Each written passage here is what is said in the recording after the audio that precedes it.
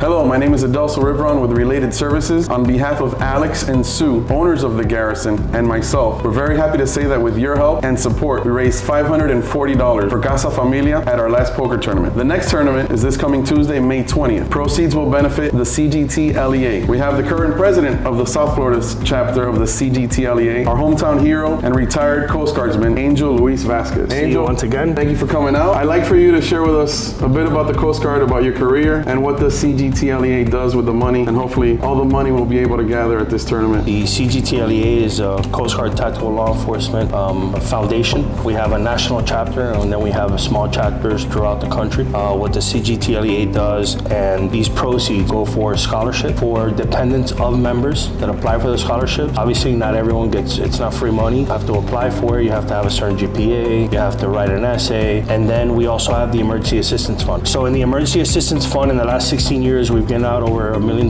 In scholarships, we've given out a little over $750,000. Comes to the Emergency Assistance Funds, I'll give you an example. Let's say there's a member out at sea, and her husband is back home. You know, for military members, it's hard. Most military members, the spouse back home takes care of the kid, usually doesn't have a job. They take care, they take care of the family, hold the family down, hold the fort down. That's why they say it's the hardest job in the military. It's a job of the spouse. So like I was saying, let's say the member's deployed and the spouse has 3 kids, taking them to school, practice, tutoring, car breaks down. There's not enough money in the account to get the car fixed. We then step in, they reach out to us, we step in, get the vehicle fixed, get the family back up and running, and the member out at sea can continue to do the King's work without any worries, because we got their 6, we got their back. That's an example. Another example, we had a member that unexpectedly lost his wife, and we then stepped in and paid for the daycare of the toddler they have, and make sure that was taken care of while the member was out, once again, doing the King's work. It's for emergency situations to help the family so the member can continue to do the work needed, because obviously, you know, if your head's not in the game, not only are you a danger, but you put your teammates at danger, and that's something that we cannot allow to happen. And tell me about the scholarship. So the scholarship covers about $20,000 over a 4-year span. That's usually how it works. Sometimes, depending on how much money we have in the foundation, they may be less that year. You know, we do golf tournaments, we do different events at different chapters throughout the nation. All those things make a big impact. And all the money goes into the same pot? All the money goes into the same pot, because we go ahead and as a chapter, we put the money back into the foundation. And the foundation at the end of the day is what goes ahead and supplies all the scholarship or the emergency assistance fund. You mentioned golf tournaments. I know you had one recent. How did yours turn out? We actually did pretty well, even though we only had 108 players out of 144 players. So we were in the negative $5,500. However, even though we were in the negative, because of our raffles and the donations of our amazing sponsors, we ended up coming up ahead close to $15,000. Wow, amazing. Yeah. The first one I hold as president, this is actually the 16th year anniversary of the Nate Breckenthal Memorial Fellowship Golf Tournament. The wonderful thing about the CGTLEA, it's a 501c3. It's a non-for-profit, and it's all volunteers.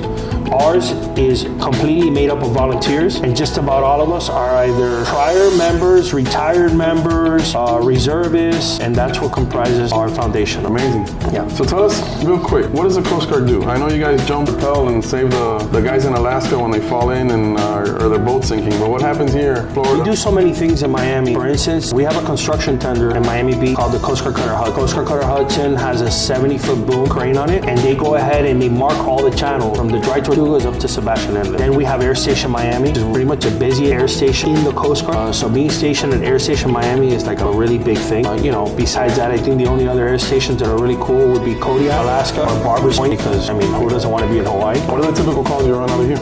Well, you have alien migration, you'll have drug interdiction, search and rescue, a lot of search and rescue cases. The biggest thing the Coast Guard has here is educating the public. Right? So you guys are law enforcement and first responders kind of all rolled into one. Right. Then also you have the tactical law enforcement team, which is right here in Opelika as well. Now we have MSRT, which they're the ones that get the real high temp training. So you partnered up with the military then? No, we are military. We are military. Once we made it over there, we partnered up SEAL Team 8, Navy Special Warfare out of Kuwait, and we did a lot of nighttime operations, surge operations, unannounced boardings, reconnaissance. Average bus for them is maybe somewhere between 3 to 5 tons of cocaine. It's one bus, right? And if they spend enough time out there, they can make 4, 5, 6 buses in a 90-day deployment. Well, thank you for sharing all of that. I had no idea how much the Coast Guard did, right? Just to see you guys are real heroes, real military, and Thank you. actually make things happen and really take care of us. Thank you. It's an honor, and I do it again, especially with the president we have now. Yes. Absolutely. Thank you, Angel. Thank you for your time. We hope to see you May 20th. We need to support these men and women that take care of us when we're out there in the ocean. And they can save our lives. Sometimes we're not too happy to see them, but when we need them, we can count on them. And that's what they do for each other as well. And we can help in that facet of it, helping them help each other in their time of need. Come out. We look forward to seeing you and having your support. Thank you very much for supporting us. Thank you, guys. See you Tuesday.